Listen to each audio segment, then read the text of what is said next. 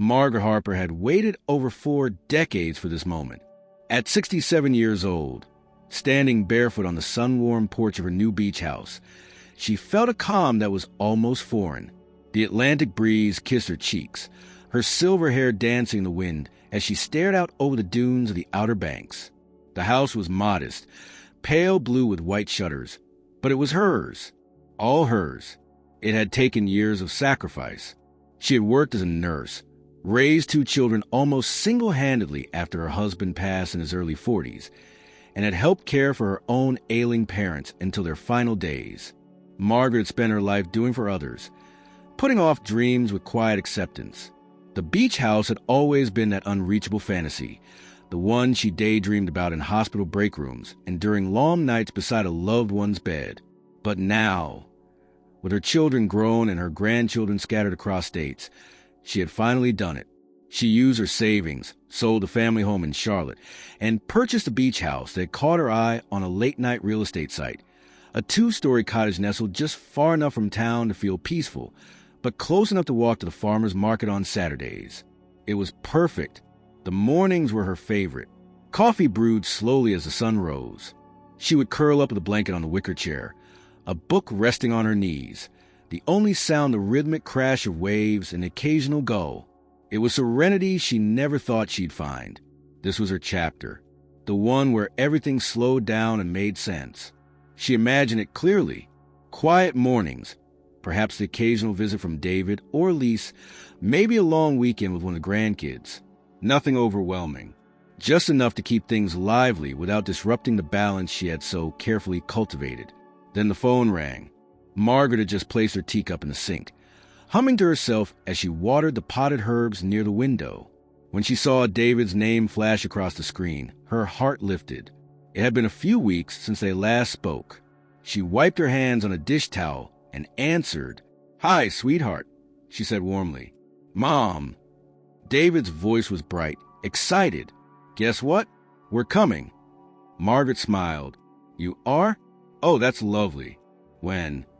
"In 2 weeks," he said, almost shouting with enthusiasm. "And I hope you're ready.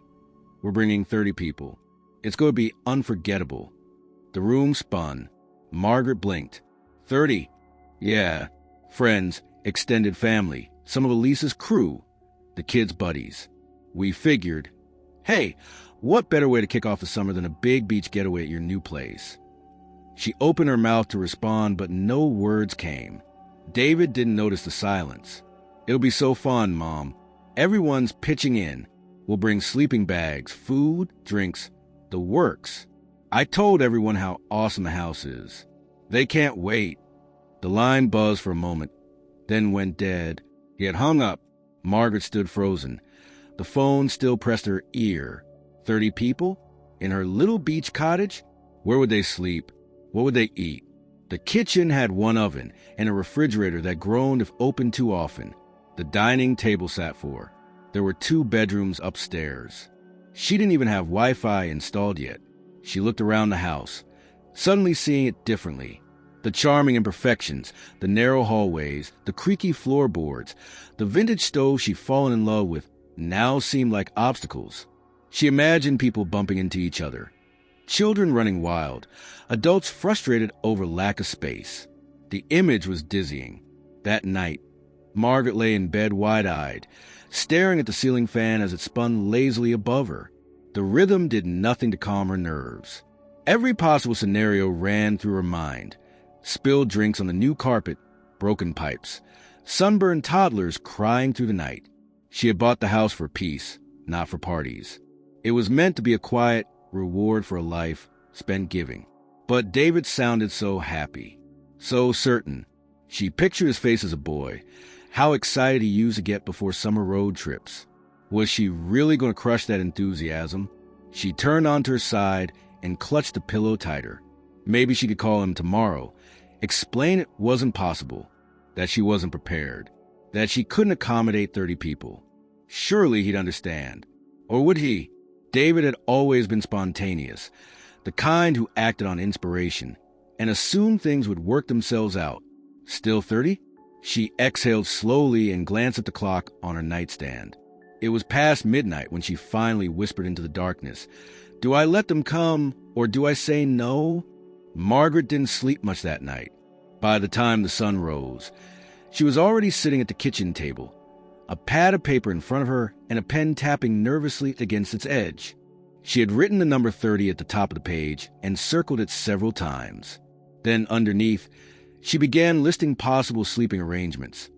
2 beds, 1 pull-out sofa, maybe room for a couple of air mattresses. Even with optimistic math, she could only come up with sleeping space for 10, at most. And that didn't account for bathrooms, meals, or the general fact that this beach cottage was meant for solitude, not events worthy of a wedding planner. As she stared at the list, her phone vibrated. A message from David appeared. "Hey, forgot to mention, should be mostly adults, some kids. Not all staying the whole time. Will probably be a few days of rotation. Don't stress. Red heart." Margaret stared at the screen.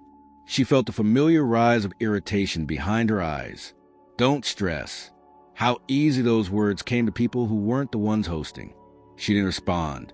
Instead, she walked the front porch and sank into her chair, hugging a cup of lukewarm coffee. The breeze was gentle, and the waves beyond the dunes rolled in and out like they had for centuries. It should have brought her comfort. But now, every sound felt like a countdown. In less than 2 weeks, her sanctuary would be flooded. The idea of saying no still lingered, but it clashed with another voice in her mind, an older one, more familiar. Her own mother's voice, stern but well-meaning, echoing from decades ago. Family doesn't ask for permission, they just show up, and you make it work. Margaret felt the weight of those words. Even now, she picked up the phone and dialed Lorna. "Well, if it isn't the queen of the seaside," Lorna said, answering with her usual cheer. Margaret smiled faintly. "You're not going to believe this." 10 minutes later, Lorna was on her way over.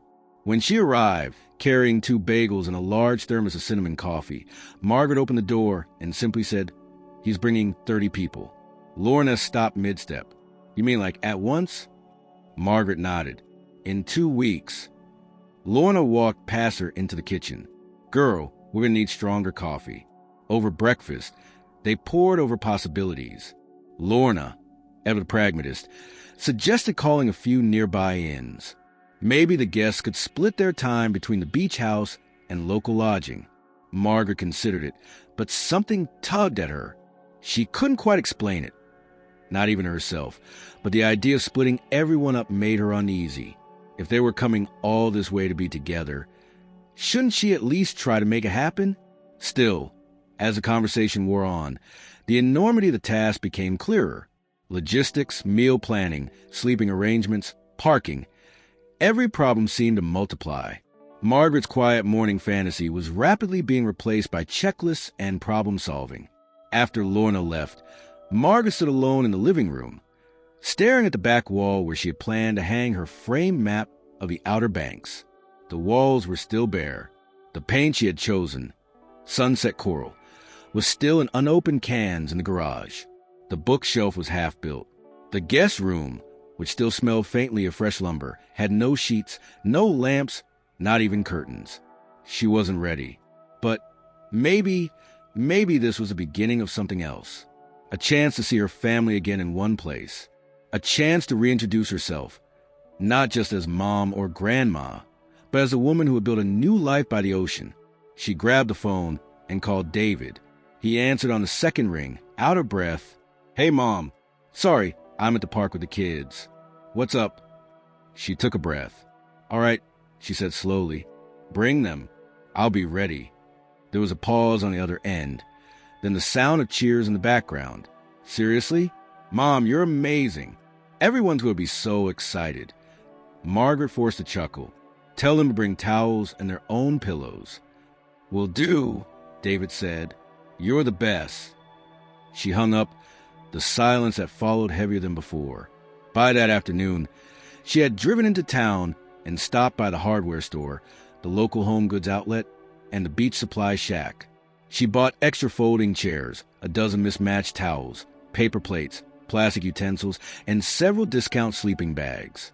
At the checkout counter, the clerk, a teenager with sun-bleached hair, asked, Hosting a camp or something? Margaret offered a tight smile. Something like that. Back home, she spent the evening rearranging furniture. She pushed the dining table against the wall, cleared the living room of decorative pieces, and dragged two unused mattresses down from the attic crawl space. The house had never felt so small, and yet the sheer effort made it feel oddly alive, buzzing with purpose. She worked late into the night, organizing closets, setting up bins for shoes, and labeling shelves. By midnight, her hands ached and her back throbbed, but something inside her had shifted. She wasn't just preparing for guests. She was bracing for transformation. At 3 o'clock in the morning, unable to sleep, she stood at the upstairs window, looking out at the moonlit dunes. The wind rustled the seagrass, and the rhythmic tide echoed in the distance. She could almost hear laughter already. Children running barefoot, screen doors slamming, late-night stories told under porch lights.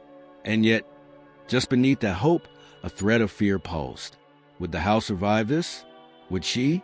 When morning came, she made a new list. Not just things to buy or do, but people to call. She would need help. Local help. Maybe the neighbor who waved every morning could recommend a plumber. Perhaps the church bulletin board would have notices about rentals or services. The community center might offer some support. She wasn't sure yet how everything would come together, but she had made a decision. And Margaret Harper did not back down from a decision. As the sun rose higher, painting the water in shimmering gold, she took a sip of strong coffee and muttered to herself, "All right, let's see what I've got myself into." The next morning, Margaret was already on her second cup of coffee before the sun had fully risen. The house smelled of wood polish and fresh laundry. She had spent hours scrubbing baseboards, organizing linen closets, and repacking the boxes she had only half unpacked since moving in.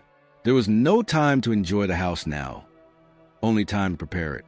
Still wearing her robe, she sat on the floor of the guest room, surrounded by a pile of color-coded sticky notes, receipts, and old notepads. One had a grocery list scrawled across it. Another was a draft of a meal rotation schedule she had begun but never finished. She glanced at it now and laughed under her breath. Monday, pasta night. Tuesday, Taco Tuesday. She hadn't even considered the chaos that would come with cooking for 3 dozen people. A knock at the front door startled her. She stood slowly, knees stiff from kneeling so long, and shuffled to open it. Lorna stood there, a travel mug in hand, and a duffel bag slung over one shoulder. "Hope you have coffee left," she said. "Because you just hired me." Margaret blinked. "What?" Lorna stepped inside. "You're not doing this alone. I thought about it all night.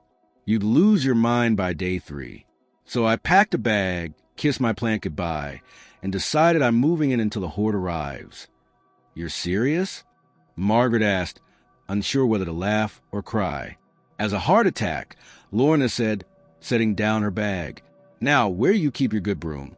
They got to work immediately.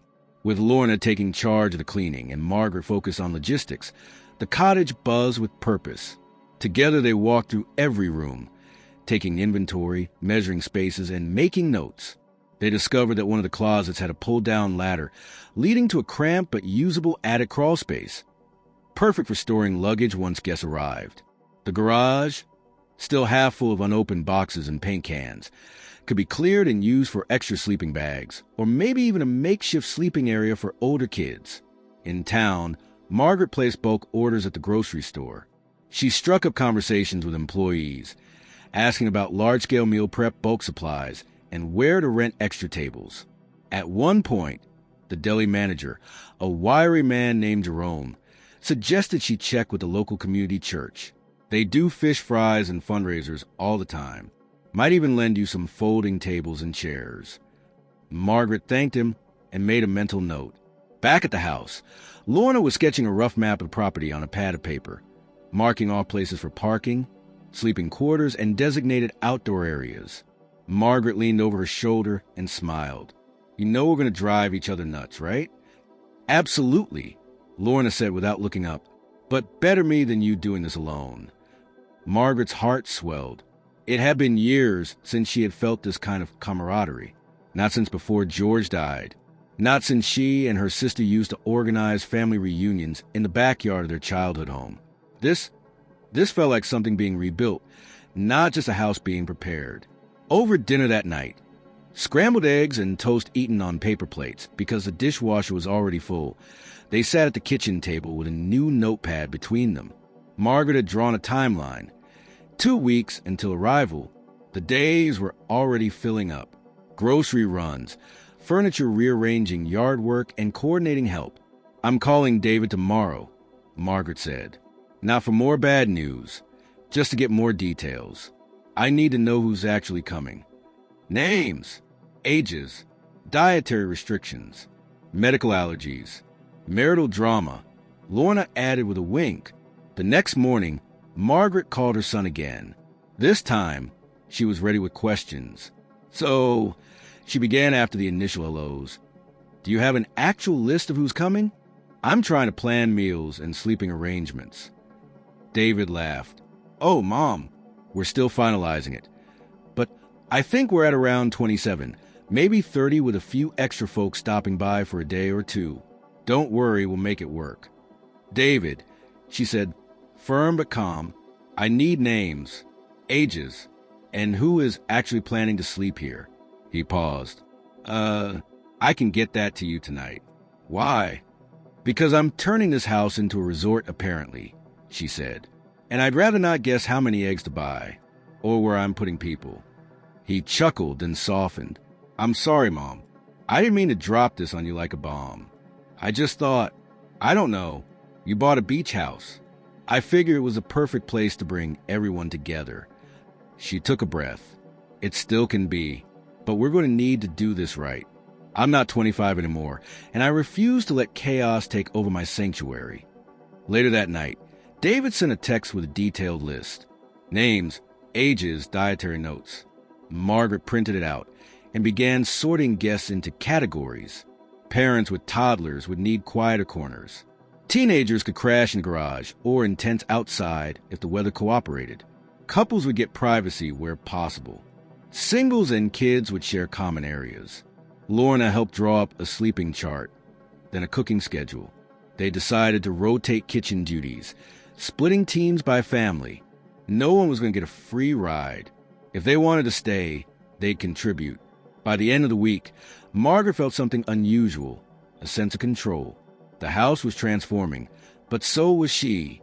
Every decision brought her closer to a version of herself she had almost forgotten existed. Capable, resourceful, and completely unwilling to fold under pressure. One evening, while rearranging patio chairs, she found herself smiling without realizing it. Lorna noticed. "What?" Margaret asked. "You're enjoying this," Lorna said with a grin. "Don't even try to deny it." Margaret rolled her eyes. "I'm surviving it. Same thing sometimes." They stood in silence, watching the sun dip below the horizon. "We should host a bonfire the first night," Margaret said suddenly. "Something to kick it all off." "I'll bring the marshmallows," Lorna replied.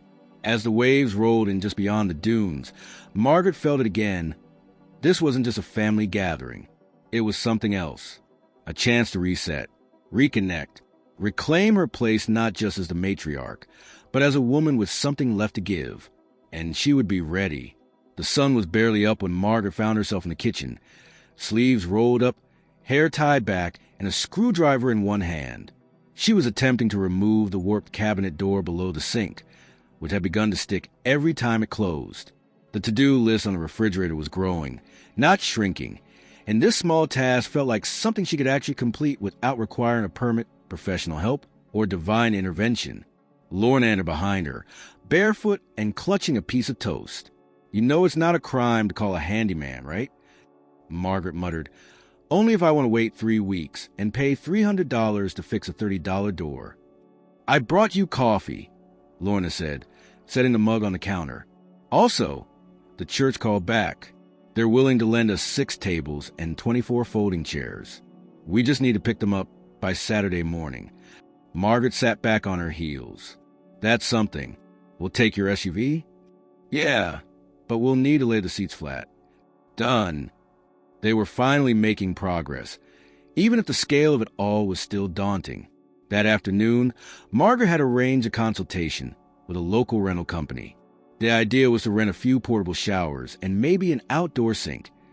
Anything to relieve the pressure on the tiny beach house's aging plumbing. When a man from the company arrived, a barrel-chested local named Curtis, he gave the place one long look and shook his head. "You're hosting 30 here?" he asked. Margaret nodded. "That's the plan." He rubbed his chin, then pointed toward the side yard. "You'll need a platform for the showers.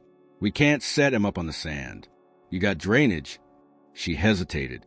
"Drainage?" Curtis exhaled slowly. "You might be better off rerouting the traffic to a neighbor's house or renting a portable restroom trailer." Margaret's jaw tightened. "We're not turning this into a campsite. Then you'll need to upgrade your plumbing." She smiled, tight-lipped. "We'll be in touch." As Curtis drove off, Lorna walked out from the porch, a clipboard in hand. That didn't sound promising. Margaret didn't answer. She walked back inside and opened a cabinet under the sink to return her tools, only to be met with a distinct smell of mildew. She knelt, reached inside, and felt dampness along the back wall. "Lorna," she called, "bring a flashlight." The two women crouched together, examining the thin water line snaking across the baseboard. "Please don't tell me that's what I think it is," Margaret whispered. Lorna leaned closer. "Yep, slow leak. Probably from the sink supply line. You'll need a plumber." Margaret stood up slowly. "Of course I will." She spent the next half hour making calls, only to be told over and over again the same thing. "We're booked through the end of the month."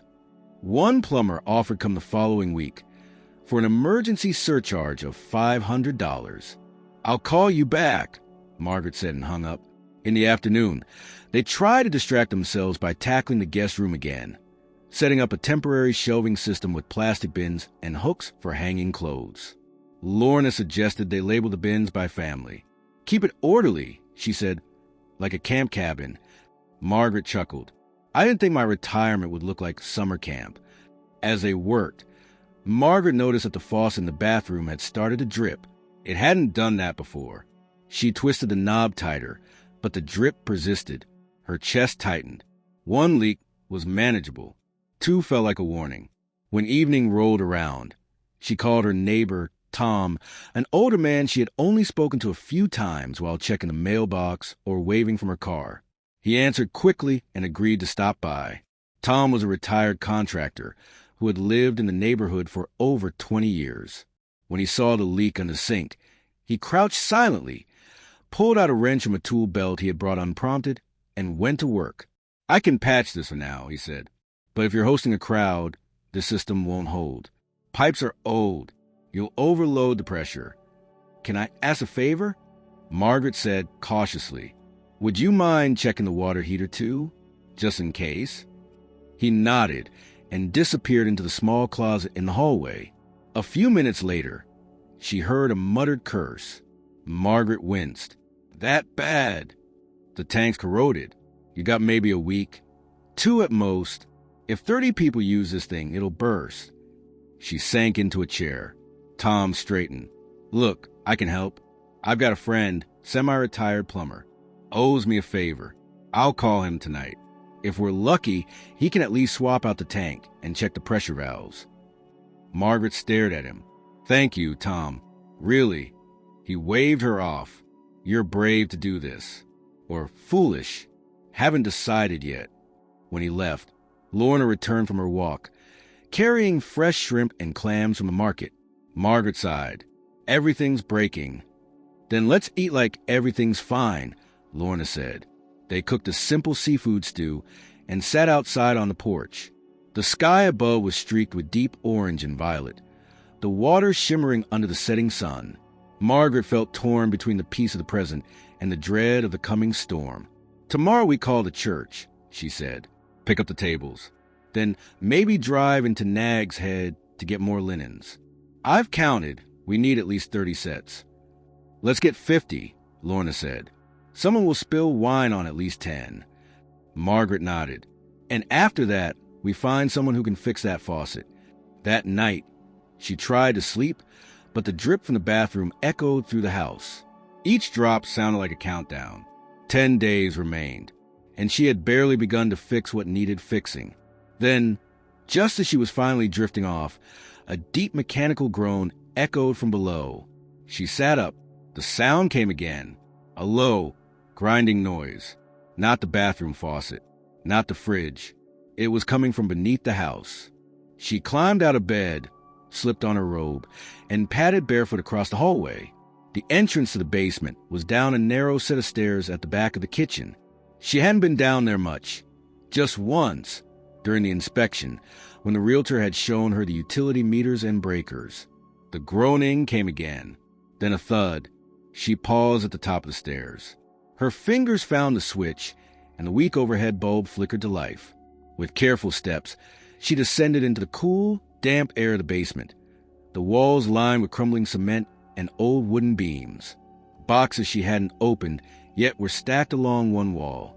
Paint cans, a rusty ladder, and then another sound, a sudden creak, like something shifting behind the far wall. She moved toward it slowly, and that was when she saw it. Not the cause of the noise, at least not yet, but something else entirely. A stack of boxes labeled in fading black marker, previous owner, summer supplies. And sitting on top of them, a leather-bound notebook, its cover cracked with age. She picked it up. The title was handwritten in bold cursive, Summer Survival, Hosting Large Families. Her fingers tightened around the book. The groaning stopped.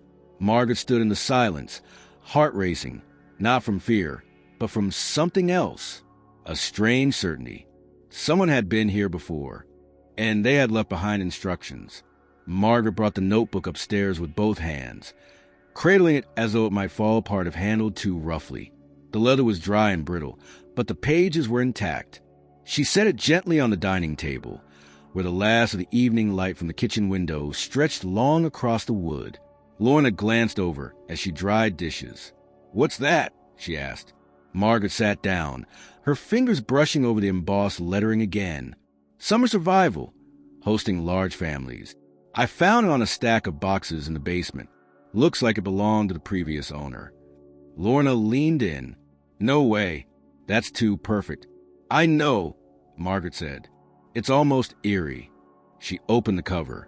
On the inside was a hand-drawn family tree, at least 4 generations deep, with notes scribbled along the branches. Names, birth dates, arrows connecting cousins and in-laws, even little symbols to indicate who was gluten-free, vegetarian, or prone to seasonal allergies. She turned the page. There, in neat block letters, was a handwritten table of contents.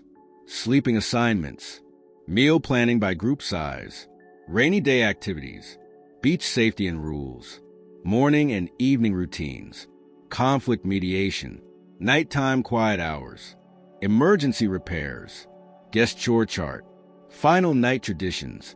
Margaret blinked. "This is an instruction manual." "It's like finding a treasure map," Lorna said. "Open to the chore chart. I want to see if bribery is recommended." But Margaret was already flipping to the section titled Meal Planning by Group Size. The handwriting was methodical, the tone informal but precise. There were recipes for crowd-friendly meals. Chili with cornbread, make-ahead casseroles, pancake mixes scaled to feed up to 50. Notes in the margins included tips like, assign 1 person per breakfast to manage coffee and eggs, and use coolers for overflow fridge space. Label everything. She turned another page and found a hand-drawn floor plan of the house, almost identical to its current layout. Lines in red ink showed suggested sleeping zones. Couples in the bedrooms, kids on sleeping bags in the living room, teens in tents out back. Asterisks marked power outlets, potential choke points of traffic, and even a warning. Don't use the microwave and toaster at the same time. Breaker will blow. Lorna sat down beside her. "This is gold." Margaret smiled, flipping further ahead. There were entire pages devoted to schedules, complete with time blocks for meals, beach outings, rest time, and even parent breaks, where older cousins were tasked with babysitting for an hour. In a section titled Conflict Mediation, she read a line that made her laugh aloud. "When in doubt, blame the weather, then suggest a group walk." Lorna leaned over her shoulder. "That's better than half the advice in parenting books." As the sky outside darkened into night, they read in silence, pausing only to sip tea or murmur in amazement at another ingenious system. Margaret felt her earlier anxiety melt away, replaced by a strange mixture of awe and comfort. Someone had done this before, survived it, maybe even thrived in it. Near the back, she found something even more unexpected. Journal entries. The tone shifted from instructional to personal. The previous owner, whose name appeared to be Helen, wrote candidly about the chaos of family reunions, the exhaustion, the noise, but also the magic and the mess. One entry read, "By the third day, I wanted to hide in the linen closet. But then I saw them, all of them, laughing on the porch, sunburned and happy. That's when I knew. It's not about perfection. It's about showing up again and again." Margaret closed the book slowly. "That line," she said softly, "it's exactly what I needed." Lorna nodded. "You were right to go down there, like it was waiting for you." That night, Margaret placed a notebook on her nightstand, as if its presence alone might bring a little order to the days ahead. She slept more soundly than she had in weeks. By morning, they were energized. Inspired by Helen's system, Margaret decided to rework their schedule. She tore down the outdated sticky notes from the fridge and started fresh. Using colored index cards, she created a new planning wall in the hallway, each color representing a different category: meals, chores, events, and logistics. Lorna labeled bins and drawers, using suggestions from a notebook.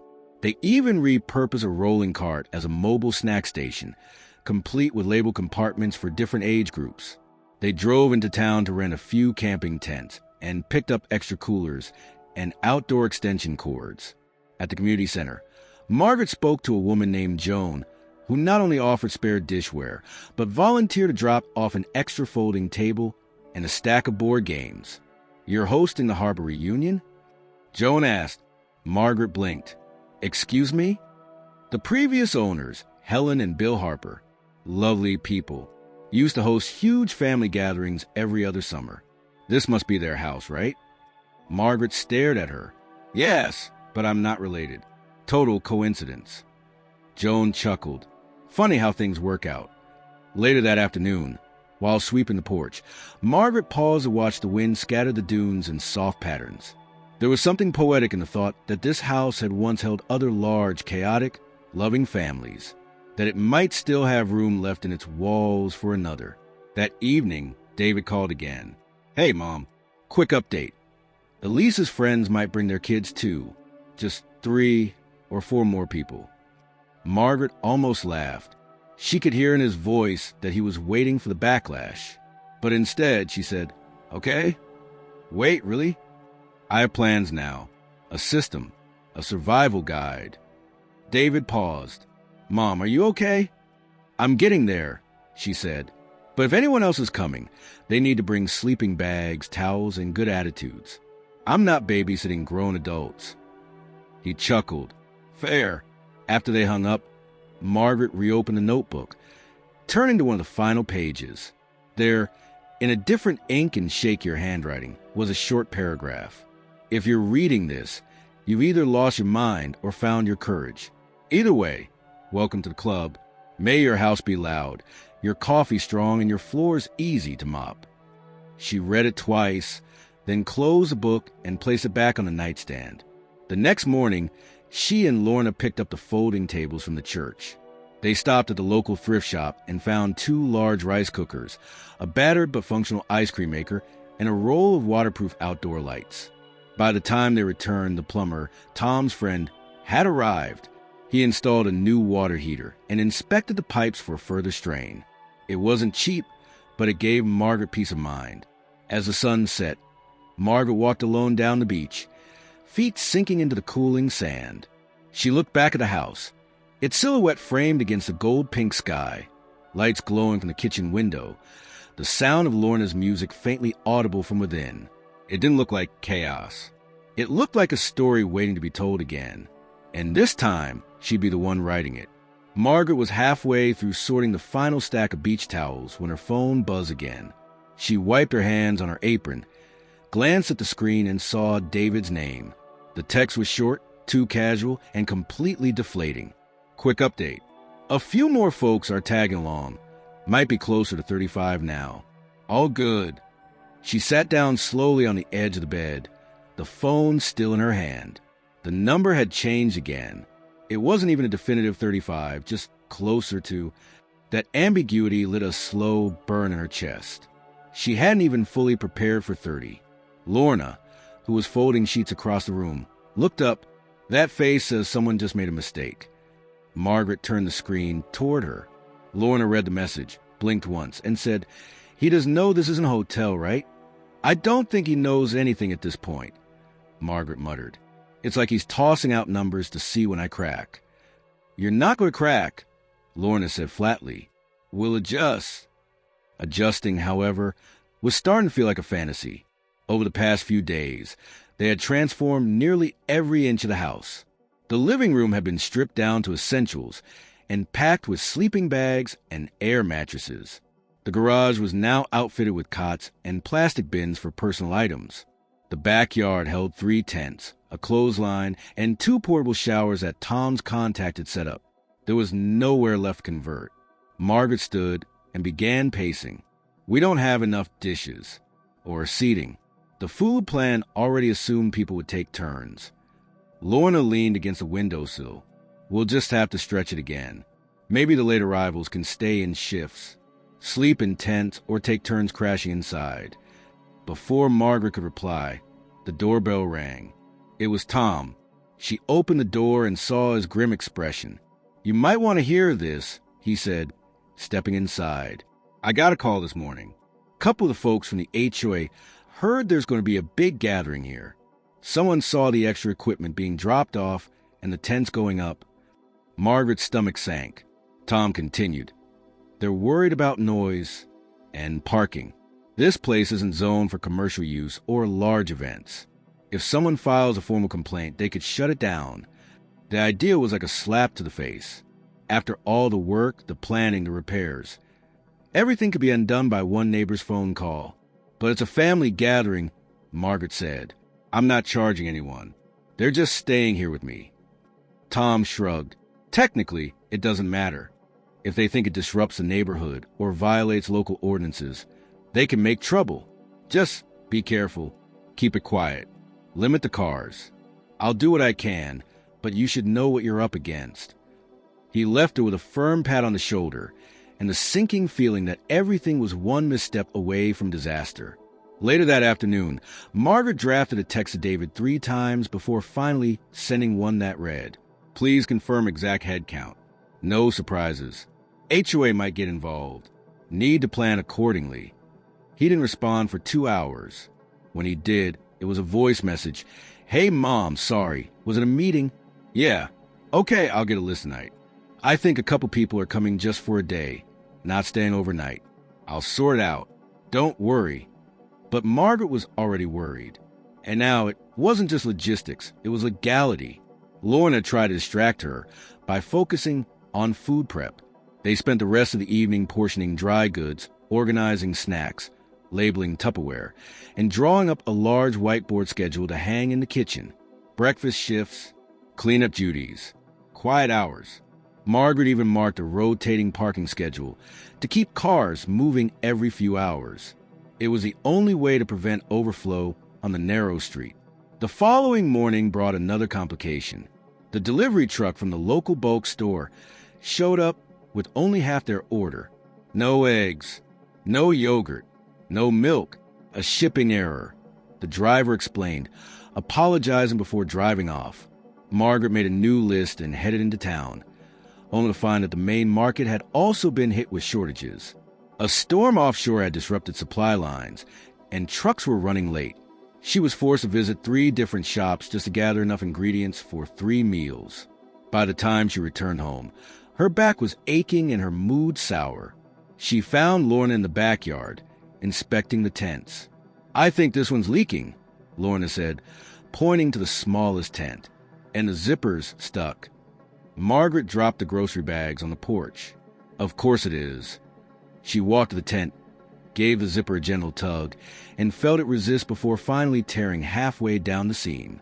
Lorna sighed. Well, I guess we're down one tent. We can't be, Margaret said. We don't have a replacement. Maybe we tell David's extras they'll need to sleep elsewhere, or rotate in overnight stays. Margaret stared at the tent and tried to will it back to life. It didn't budge. That evening, as they patched the rip with duct tape and crossed their fingers that the weather would hold, Margaret received another message from David. Also, heads up, Elisa's best friend has a service dog. Hope that's okay. Margaret didn't respond right away. She just stared at the screen. Lorna glanced over. Let me guess. New information. New person. Dog, Margaret said. We're adding a dog. That explains everything, Lorna muttered. It's officially a circus.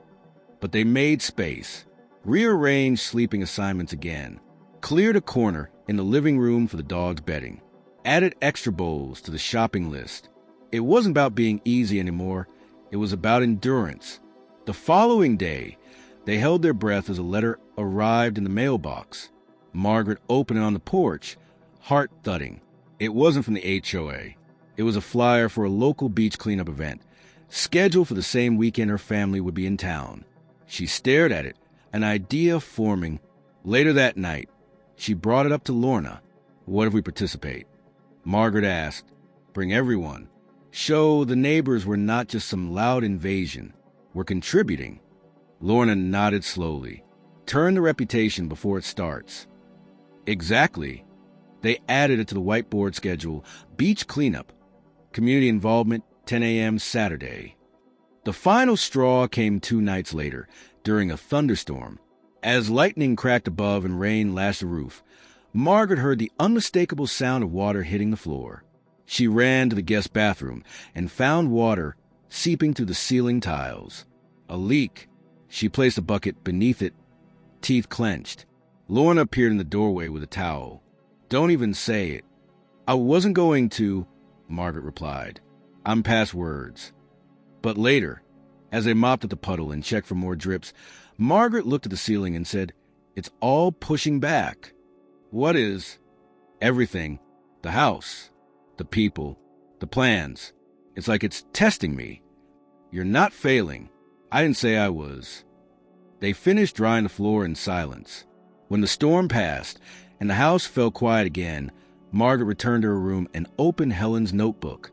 Near the end, she found another handwritten line, one she hadn't noticed before. Don't be afraid to make your own rules.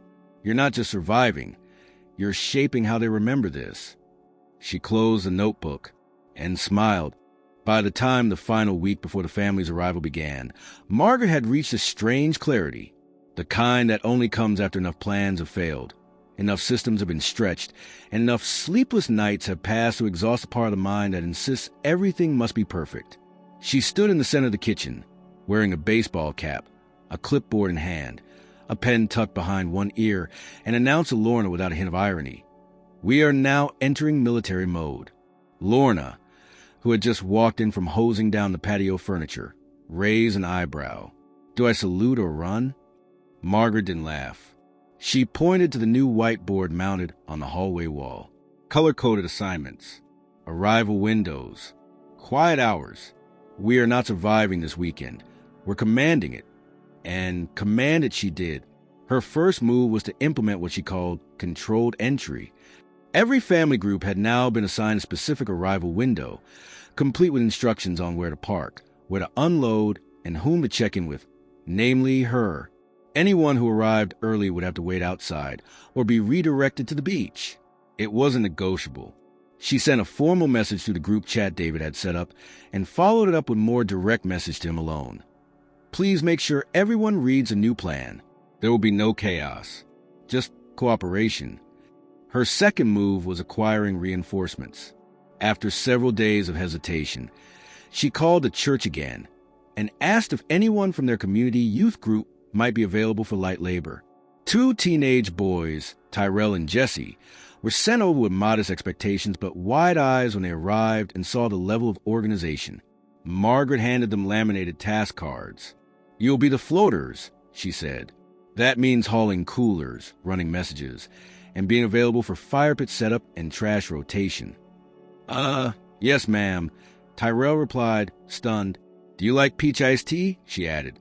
Jessie nodded quickly. "Love it." "Then there's a gallon in the fridge with your names on it. Follow the chart, and you'll get a bonus by the end of the weekend." By the afternoon, both boys were moving through the house like seasoned interns at a high-stakes campaign office. They helped assemble cots in the garage, hung string lights across the backyard fence, and organized bins filled with towels, first aid kits, and beach gear. At one point, Lorna caught Margaret watching them with a look of maternal pride. "You've built an empire," she teased. Margaret exhaled. "We're not ready yet, but it's coming together." The next step was the meal strategy. Inspired by Helen's notebook, Margaret wrote out a full 3-day meal plan, then assigned cooking teams based on a family list David had finally confirmed. Every adult had a role, either in prepping, cooking, or cleaning. Meals would be served buffet style, and leftovers immediately refrigerated or repurposed for the next meal. She purchased chalkboard labels and wrote out daily menus to be hung in the kitchen. For example, Friday dinner, grilled chicken skewers, veggie pasta salad, garlic bread. Saturday breakfast, pancake bar, fruit bowls, coffee station. Saturday lunch, DIY sandwich counter, chips, lemonade. Saturday dinner, taco night with meat and vegetarian options. Sunday brunch, bagels, scrambled eggs, roasted potatoes, mimosas. Each menu included allergen information and chef of the day credits. It was more organized than most weddings Margaret had attended. With the house physically ready and the logistics nailed down, Margaret turned her focus to tone. She didn't want to simply maintain control. She wanted to foster a sense of unity, of shared purpose. She crafted a short welcome speech and rehearsed it with Lorna. "Is it too much?" she asked after the third run-through. "You sound like a very gentle general," Lorna replied. "And that's exactly what you need to be." She also added a house agreement poster in the living room. Nothing legal, just a light-hearted but firm set of expectations. No unannounced arrivals. Everyone cleans up after themselves. Respect quiet hours, 10 p.m. to 7 a.m. If you cook, you don't clean. If you complain, you volunteer. Margaret's house, Margaret's rules. The last rule was circled in red. Friday morning came quicker than expected. Margaret woke before dawn, heart racing, not with anxiety this time, but readiness. She showered, dressed in her most comfortable linen outfit, tied her hair back in a loose braid, and made a double batch of lemon muffins from a recipe Helen had scribbled in the back of the notebook. The smell filled the house by the time Lorna joined her. "I don't know whether to hug you or salute you," she said again. Margaret smiled, wiping her hands. "We've done what we can. Now it begins."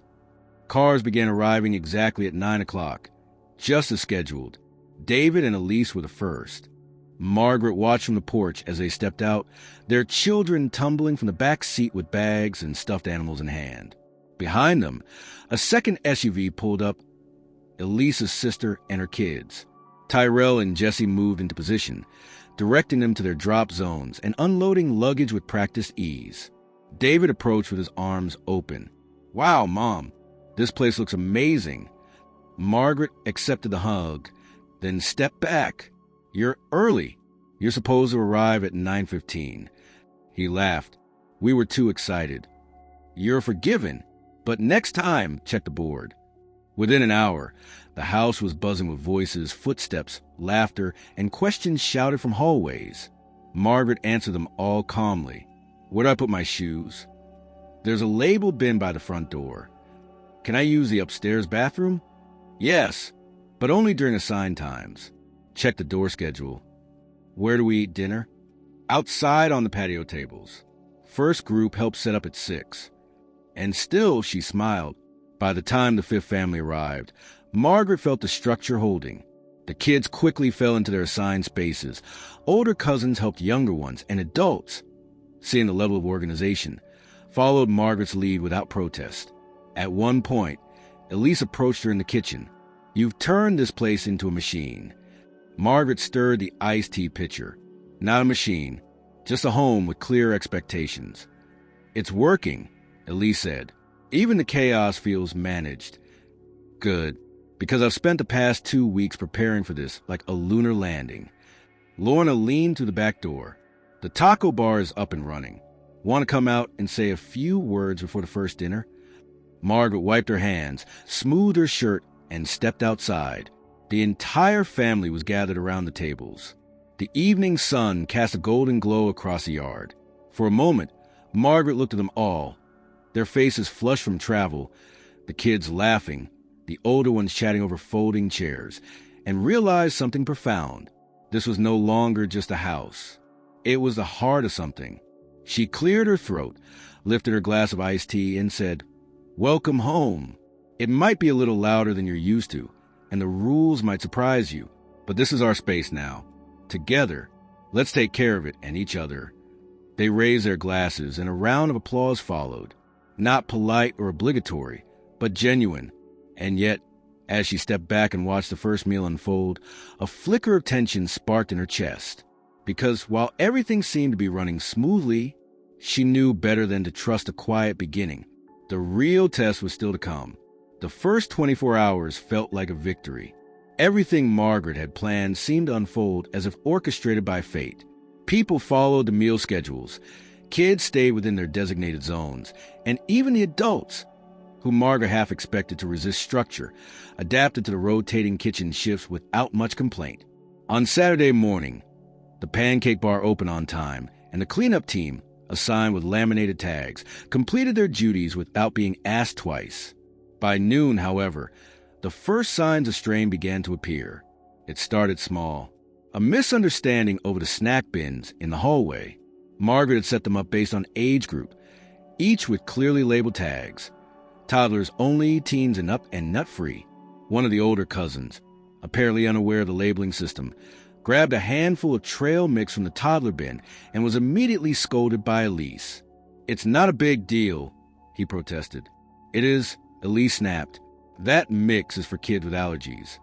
Margaret stepped in, calmly separating them and suggesting everyone double-check the labels.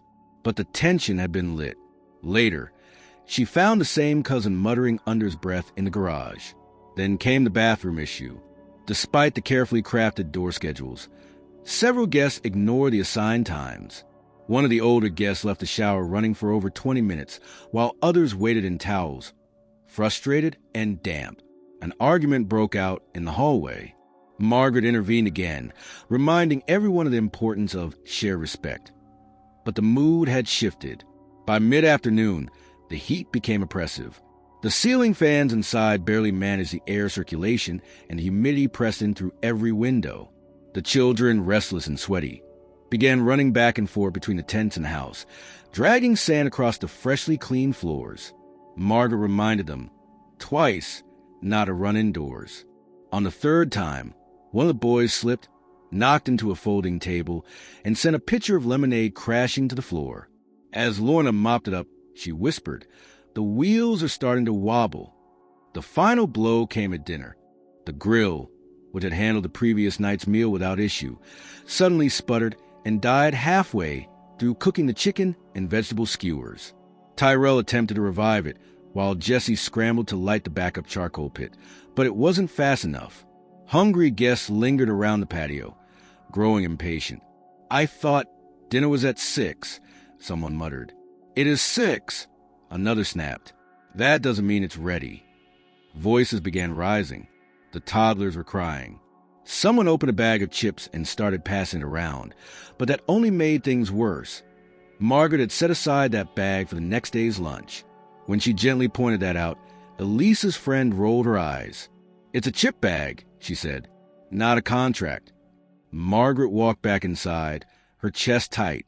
She stood in the kitchen alone, staring at the remaining uncooked skewers, and felt the sense of order she had worked so hard to maintain unraveling like a frayed cord. Lorna joined her a moment later. "We'll figure it out." "I don't think they care," Margaret said quietly. "They don't see the planning. They don't see the effort. They're just consuming." "You're not wrong," Lorna said, placing a hand on her shoulder. "But that doesn't mean you have to fall apart with them." Margaret didn't respond. She just reached for the emergency pasta supplies in the pantry, boiling water while Jesse continued wrestling with the grill outside. By the time dinner was served, almost an hour late, Several people had already helped themselves to leftovers from the fridge. There was no gratitude, no acknowledgement, just full plates and louder voices. After the meal, while Margaret was rinsing dishes, David finally pulled her aside. "Mom, you're doing too much." She looked at him, with hands poised above the sink. "I'm doing what needs to be done. Let's help more." "You're supposed to be helping," she said sharply, surprising herself. He held up his hands. "Okay, fair, but let's be honest. You're trying to run this like a retreat center. Maybe it's just too much." Margaret set the plate down carefully. "Would you rather I let it collapse?" "No, I want you to enjoy this too." "I will," she said, "when it stops feeling like a test I'm being graded on." They stood in silence. That night, after the chaos of dinner had mostly settled, Margaret tried to retreat to her room early. Her muscles ached. Her eyes burned. She barely made it to the bed before collapsing onto it. But sleep didn't come. Around 11 o'clock, a loud bang on her bedroom door jolted her upright. "Grandma!" It was one of David's daughters, breathless. "We need you outside. There's a big problem." Margaret threw on her robe and hurried down the hallway, her heart pounding. As she stepped out onto the porch, she was met by a cacophony of voices, flashlights bobbing in the darkness, and several people gathered near the side of the house where the hose hookup was located. Tom was already there, crouching by the utility box, his flashlight illuminating a steadily growing puddle of water seeping across the gravel. "Busted pipe," he said grimly. "Looks like the pressure finally caught up with it." Margaret didn't speak. She only watched the water pool, feeling the breath go out of her. Behind her, someone muttered, "How are we supposed to shower now?" And another, louder voice, "Do we have to call a plumber at midnight?" But it was a third voice, sharp and unfamiliar, that cut through the group. "This is what happens when you cram too many people into one tiny house." Margaret turned. A man she didn't recognize stood near the fence, arms crossed. A neighbor. "I've already called the HOA," he said. "This is way past what's allowed. We didn't sign up for a summer resort next door." David tried to intervene. "Sir, we're just visiting." The man cut him off. "It's not personal, but the noise, the cars, the mess, it's too much, and now you're flooding the lot." Tom stood up slowly. "All right, everyone calm down. Let's not turn this into a full-blown scene." Margaret didn't say a word. She just turned and walked back inside. Once in her room, she closed the door, sat on the edge of the bed, and stared at the floor. Laughter from the backyard still drifted faintly through the open windows, layered with the occasional burst of irritation or complaint. She felt like a passenger in her own home, and for the first time since this entire plan had begun, she let herself cry. Not a storm, but a quiet release. A grief not just for the broken pipe or the upset neighbors, but for the unraveling of something she had worked so hard to hold together. She thought of Helen's notebook, of the hopeful words that had given her courage.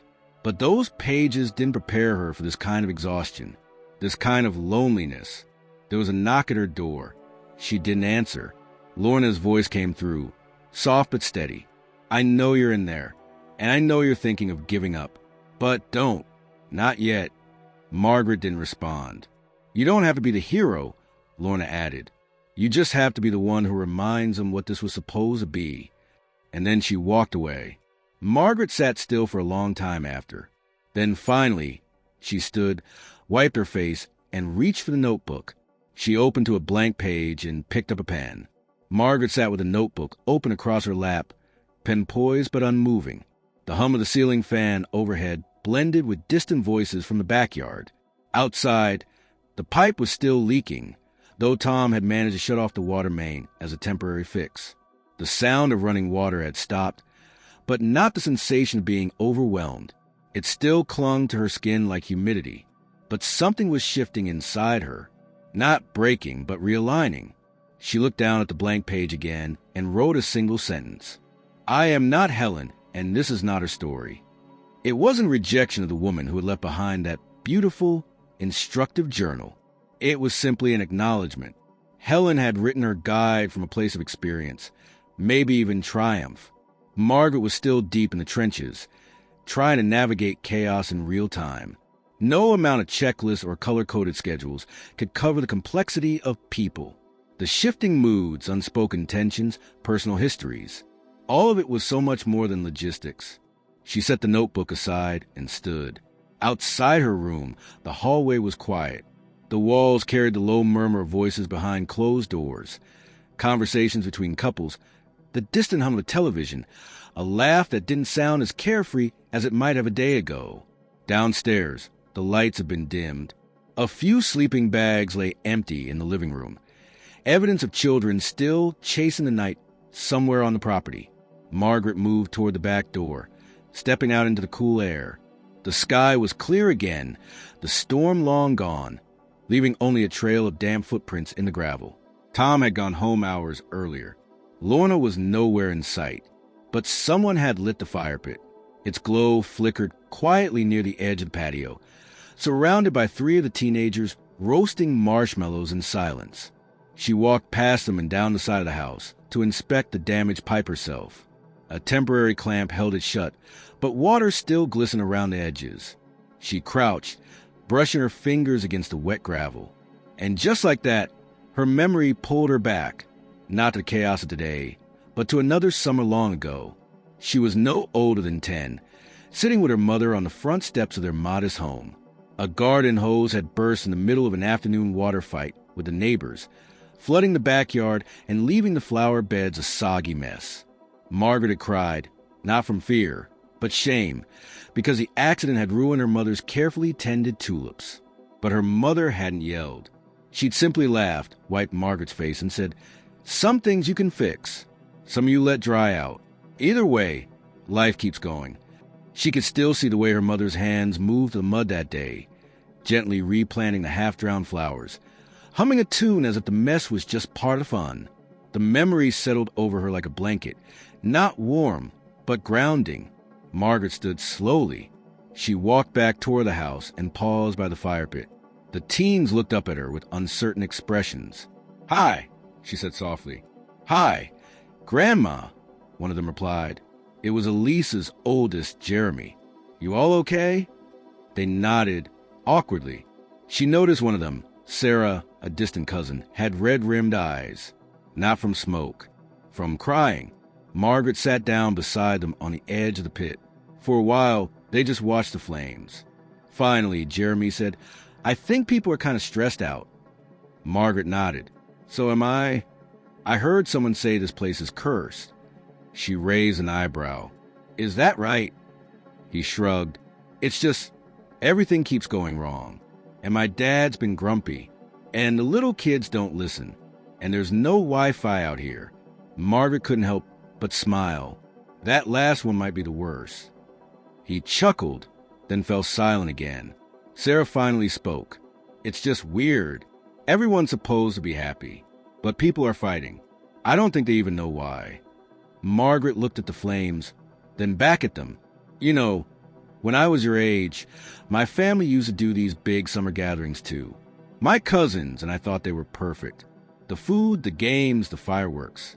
But I only found out years later that my mom spent the whole week before every trip crying in the kitchen." Jeremy frowned. "Why?" "Because it's hard," Margaret said simply. "It's hard trying to bring people together, to make them feel seen, safe, cared for, especially when everyone brings their own little bag of pain and expectation." They were quiet again. Margaret leaned forward. "You know what I think? I think these weekends aren't supposed to be perfect. They're supposed to be real, messy, loud, frustrating, but also filled with these tiny moments, like right now, where someone says something honest and someone else listens." Sarah wiped her face. "I don't think I like my mom's new boyfriend." Margaret smiled gently. "Thank you for telling me." Sarah nodded, then went back to poking her marshmallow. Later that night, as most of the house finally settled into sleep, Margaret took a walk down to the beach alone. The moon was high, casting silver light across the water. The tide was out, and the sand cool beneath her bare feet. She remembered her first week in this house, before the planning, before the stress. How she'd imagined sipping coffee here, reading, maybe dozing in the afternoon sun. And then she remembered something else. Years earlier, she had sat with her husband on the front porch of their old home after a particularly exhausting holiday with their children. The dishes had piled up, one of the kids had gotten sick, the in-laws had argued for hours. But George had smiled through it all, as he always did. "I think this is the good stuff," he had said. "Even the madness. Especially the madness."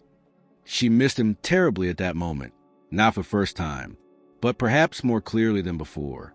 He had always been the one to remind her that mess didn't mean failure, that struggle didn't mean things weren't working. It meant people were trying. When she returned to the house, she found Lorna waiting for her at the kitchen table, sipping herbal tea. "You look calmer," Lorna said. "I had a talk with the next generation," Margaret replied. "They're smarter than us." Lorna raised her cup. "To that." Margaret poured herself tea, and Saturday, tomorrow morning, I want to call a family meeting. "You're going to yell at them?" "No," she said. "I'm going to remind them who we are. Or at least, who we're trying to be." "You sure?" "Yes, because I finally realized something." Lorna waited. "This isn't about me hosting a perfect weekend. It's about me choosing not to be invisible anymore." The next morning, before breakfast, Margaret stood at the head of the patio with a megaphone Jessie had found in the garage. "Good morning, everyone," she said, her voice echoing across the yard. "Before the coffee hits and the complaints start, I'd like 10 minutes of your time." Some people grumbled. Others looked curious. She continued. "This weekend was never supposed to be a vacation. It was a homecoming, a gathering, not just of bodies, but of hearts. I've tried to plan everything, to feed you, house you, even schedule your showers. But I forgot the most important thing." She paused, making eye contact with as many faces as she could. "You don't come together because someone schedules you to. You come together because you want to. And if you don't want to be here, if this is just noise and work and inconvenience, then you're welcome to leave. No guilt, no drama." She let that sit, then added, "But if you do want to stay, if you believe there's something worth preserving in this mess, then we're going to do it right. Together." A hush fell, and then, slowly, one by one, people began to nod. Margaret's words that morning hung in the air long after the final syllable left her lips. At first, no one said anything. The silence wasn't uncomfortable. It was absorbing, as if every person in the yard was recalibrating, quietly measuring their own place in the disorder of the weekend. Lorna stood off to the side, arms crossed, watching the group with sharp, unreadable gaze. The kids stopped mid-sentence. A toddler dropped a plastic toy in the grass. Then David stepped forward. "Mom," he said slowly, "you're right. It wasn't performative." There was a rawness in his voice Margaret hadn't heard in years. "I should have asked, before I invited everyone, before I put this weight on you." Margaret didn't move. She simply let him speak. "I think I just wanted to impress everyone. I wanted them to see this house and feel connected. I thought maybe if we were all here under one roof, we'd feel like a family again, like when Dad was around." There was a soft murmur in the group. Elise touched David's arm gently. Margaret stepped down from the patio and walked toward her son. She placed her hand on his shoulder, her voice steady. "We are a family, David, but even families need boundaries. Respect, intention, not just bodies crowded in the space." He nodded, eyes downcast. Margaret turned to the others. "This is the moment," she said, "where we decide, do we carry on as spectators, or do we participate in building something real?" This time it wasn't silence. Someone clapped. Then another. A wave of low, genuine applause followed, not out of obligation, but something closer to relief. People wanted structure. They wanted purpose. They just hadn't known how to ask for it. Margaret didn't let the momentum slip. Family meeting. 10 minutes. Backyard. Bring a chair. And then she turned and walked back into the house. Inside, she pulled out a blank pad and began sketching the revised plan. The first thing she did was tear down the laminated schedule in the kitchen. It was no longer helpful. It had become a symbol of control rather than cooperation. She replaced it with a new sheet of paper, handwritten in large, clear letters. Living here together means working together. What's broken, we fix. What's dirty, we clean. What's missing, we share. Lorna entered behind her. That was a hell of a speech. I didn't write it down. It just came. Sometimes the best ones do. In the backyard, the group had begun to gather, dragging folding chairs, milk crates, and even beach towels to form a loose circle. It wasn't perfect. It was uneven and awkward and beautiful in its own way. Margaret stepped into the center.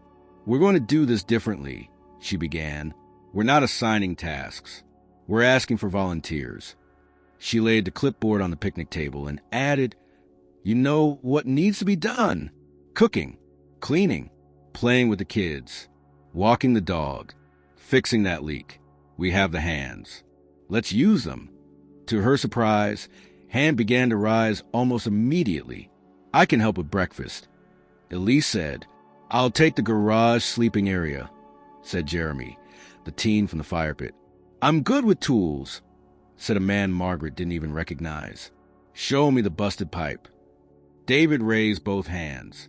"I'll fix the grill, and then I'll help fix whatever else needs fixing."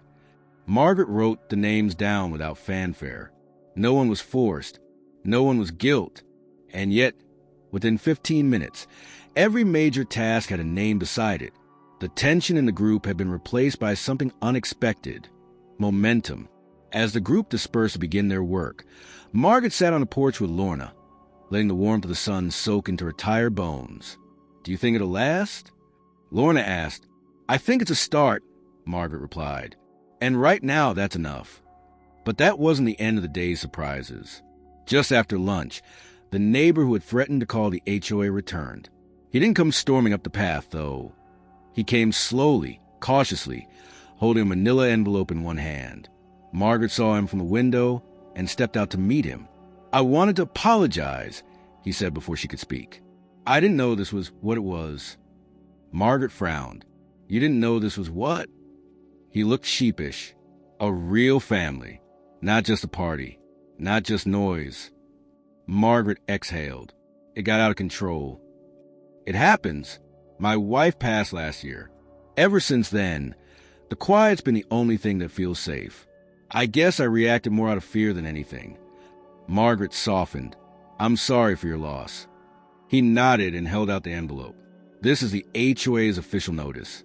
I didn't file it, but someone else might. I wanted you to have it just in case." Margaret took it and said, "Thank you." Before he turned to go, he added, "If you're still doing that beach cleanup tomorrow, I'd like to come." She smiled. "We'd be glad to have you." Back inside, she shared the news with Lorna, who laughed. "Look at you, bringing down neighborhood hostilities one apology at a time." The rest of the afternoon passed in a blur of repairs and reorganization. The broken pipe was temporarily rerouted. The grill was reassembled and tested. The garage was cleaned and aired out. Music played faintly from a Bluetooth speaker, and for the first time, the house felt alive in a way Margaret hadn't expected. Not bustling, but collaborative. Not loud, but full. Dinner that evening was simpler. Spaghetti, salad, garlic bread. No one complained. Afterward, the children put on an impromptu show using old towels as costumes. One of the teens played guitar, while others clapped along. The adults laughed, not politely, but freely. Margaret stood on the porch, watching it all, not directing, not fixing, just being.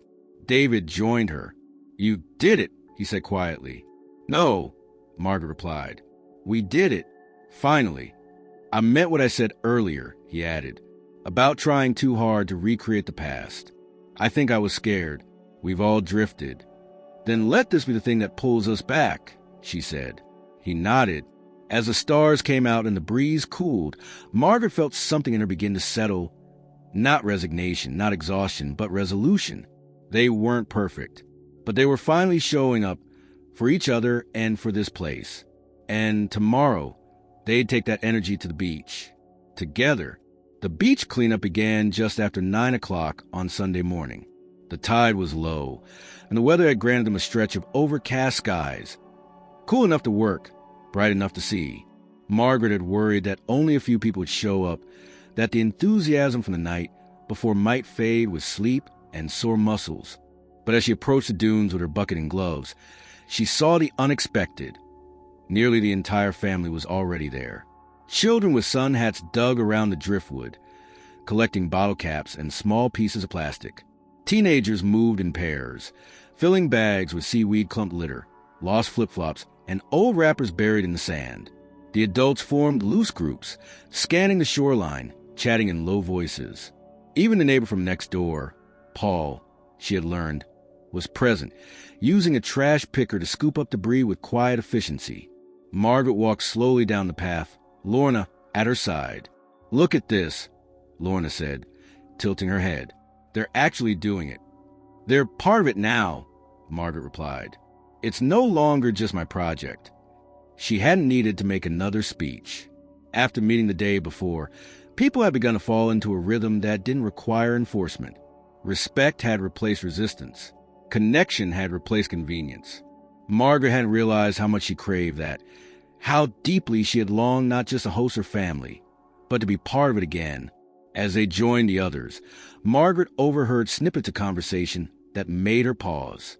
"This reminds me of that lake trip back in '03. Remember that raft we built? I didn't think my kid could focus for more than 10 minutes, but she's been at it for an hour. Hey, after this, we should all meet for a picnic next month. Keep the momentum." The word momentum stuck with her. That's what was changing. Not just attitudes, but relationships. They weren't just tolerating each other anymore. They were rediscovering something beneath the layers of distraction and distance.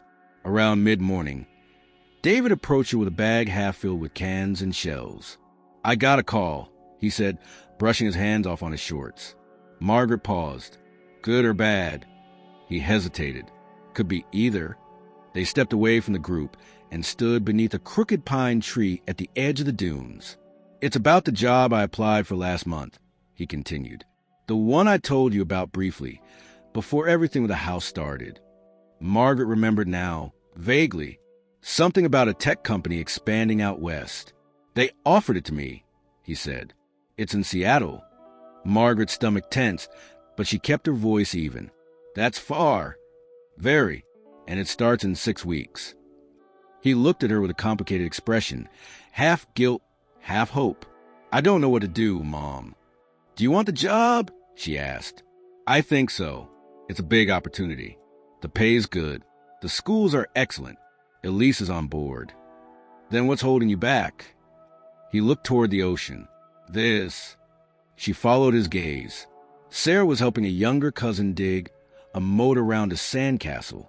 Elise was laughing with Lorna over something neither of them could hear. Paul, the neighbor, was giving high fives to 2 boys who had found a rusted bicycle wheel. "This is the most connected I've felt to all of them in years," David said. "And it happened because you brought us here. I'm afraid if we go, we'll lose it." Margaret touched his arm. "Then don't lose it." He looked back at her. "How?" "Distance doesn't break families," she said. "Neglect does. You have to choose it. Every week. Every month. You don't wait until someone else organizes a gathering. You create your own." David nodded slowly, the weight settling on him differently now. Later that afternoon, they returned to house sun-kissed and tired, but with a kind of fulfillment that lingered longer than soreness. The cleanup bags had been dropped off at the collection point, and the beach looked better than it had when they arrived. Margaret noticed the transformation wasn't just in the house or the group.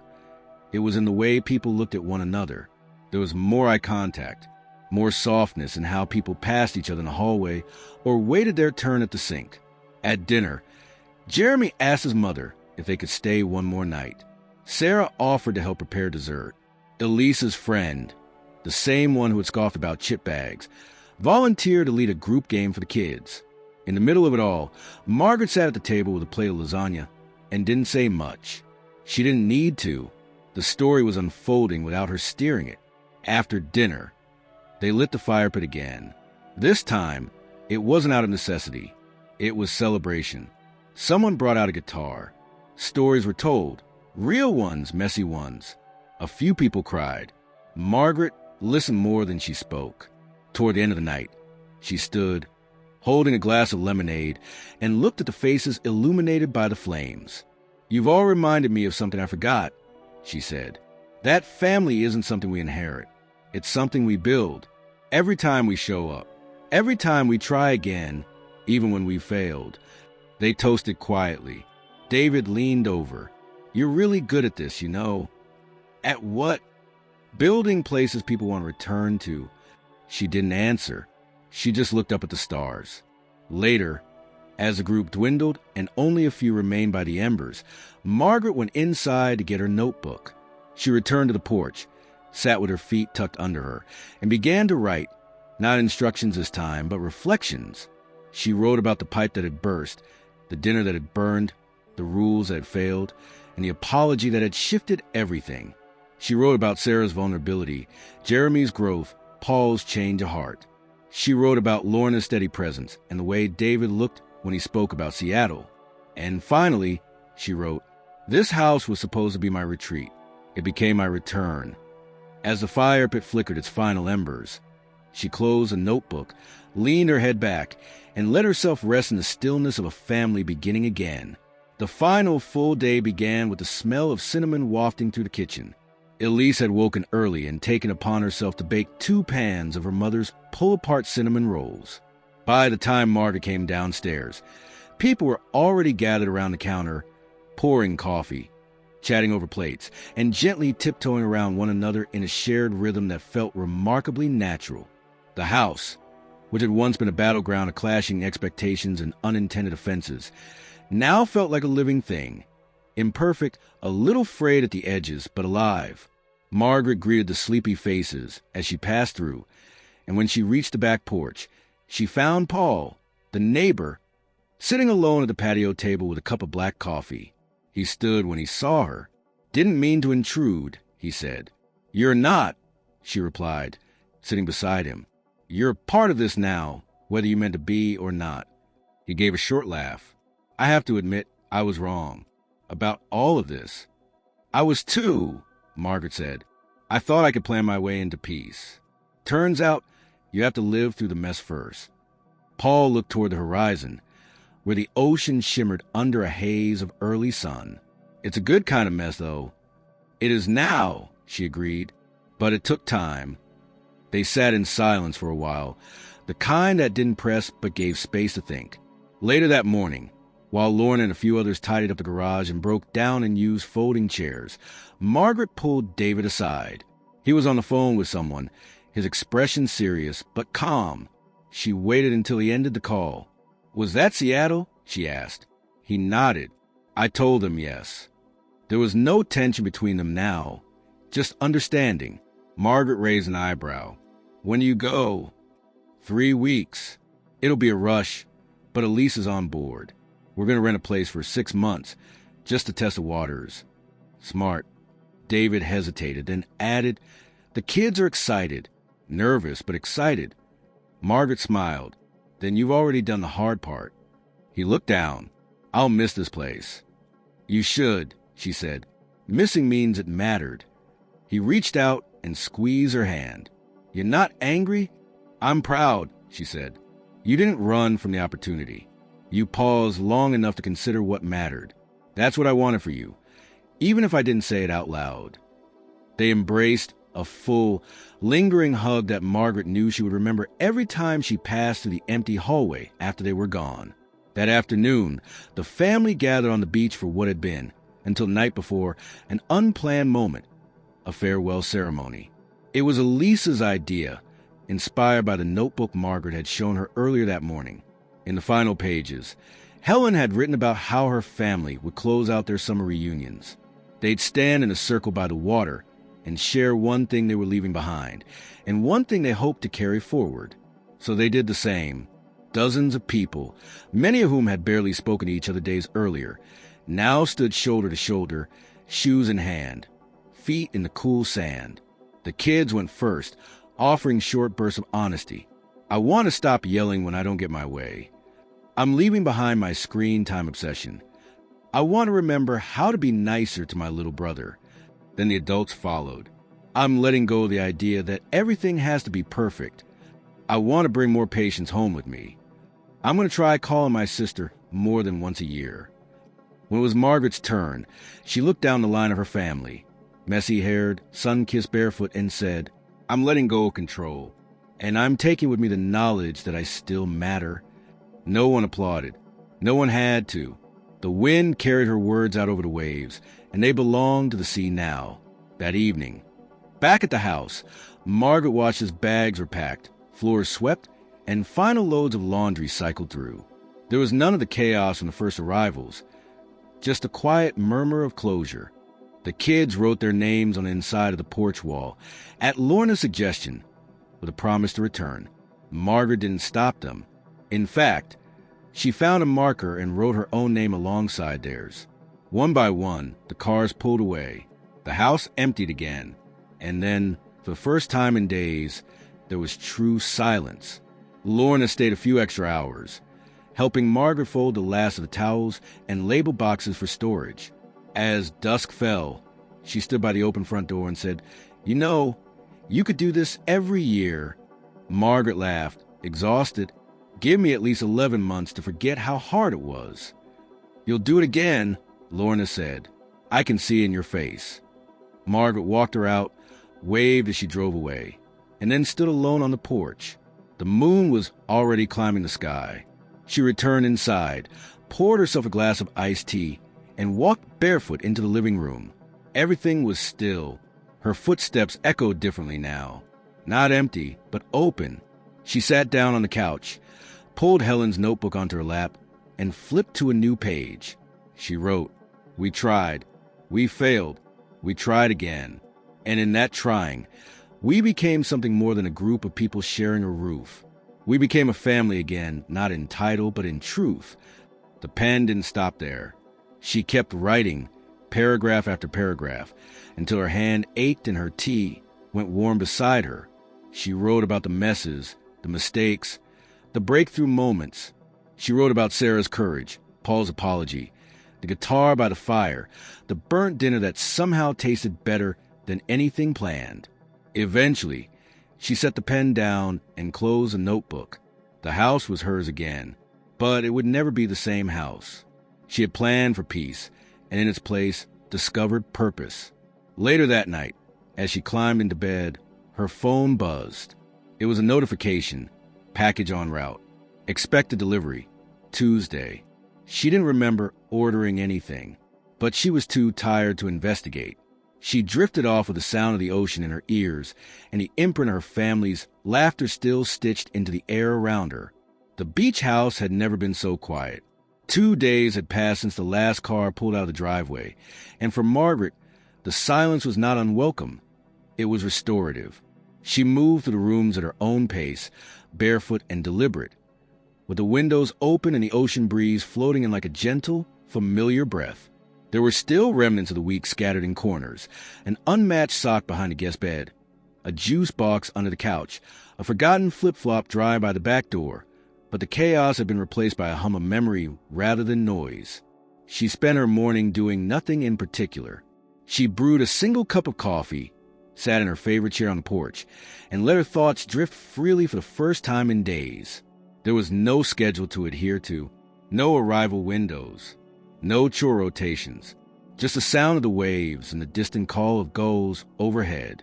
And yet, despite the calm, Margaret couldn't stop replaying small moments from the gathering, things she hadn't at the time or presence of mind to absorb when they happened. The look on Elisa's face when Sarah performed a song she had written herself. The quiet handshake between David and Paul after the beach cleanup. The night Jeremy stayed up late helping Jesse scrub the grill without anyone asking him to. They were snapshots of something larger, something sacred. Not perfection, but movement, momentum. That word again. It was just past noon when the doorbell rang. Margaret blinked. She wasn't expecting anyone. She stood slowly, set down her tea, and padded barefoot across the living room to the front door. On the porch sat a package. No sender label, but her name was printed neatly across the front. Margaret Harper. She brought it inside and opened it carefully. Inside, nestled between layers of brown packing paper, was a framed photograph, one she hadn't seen before. It was taken at the beach. The lighting was golden, likely captured just after the farewell circle, and it showed the entire group, laughing, arms around one another, faces tilted toward the sun. Even the dog was in the frame, tongue out, sitting obediently near Lisa's feet. Margaret's breath caught. Taped to the back of the frame was a small envelope. She opened it. Inside was a folded note in David's handwriting. "Mom, this is what you built. This is what you gave us. We're making this an annual tradition. You started something beautiful. Next year, we'll be ready for 40. Love, David." She sat down slowly, the photo still in her hands. Her throat tightened, not from sadness, but from awe. It had taken all of her energy, all of her patience, all of her courage to open her life the way she had. And it hadn't gone the way she planned, not by a long shot. But here it was, captured in a single image, a legacy not a control but a connection. Margaret stood, holding the frame to her chest, and walked to the hallway. There, just above the light switch, was a bare patch of wall. She reached into the drawer for a small nail and a hammer, and without overthinking it, she hung the photo. Then she stepped back. It fit perfectly. Later that evening, after dinner, simple roasted vegetables and a glass of wine, Margaret took her usual walk down to the beach. The sky was painted in layers of lavender and rose, and the sand felt cool beneath her soles. She didn't bring a book, didn't bring her phone. She just walked, letting the rhythm of the surf guide her steps.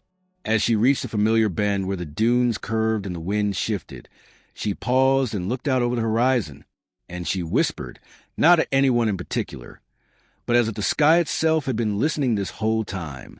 "Next year, I'll be ready for 40. Then she smiled, turned around, and walked back home. And the house, her house, stood waiting for her, not as a sanctuary from the world, but as a place where the world, with all its noise and heartbreak and laughter, was finally welcome.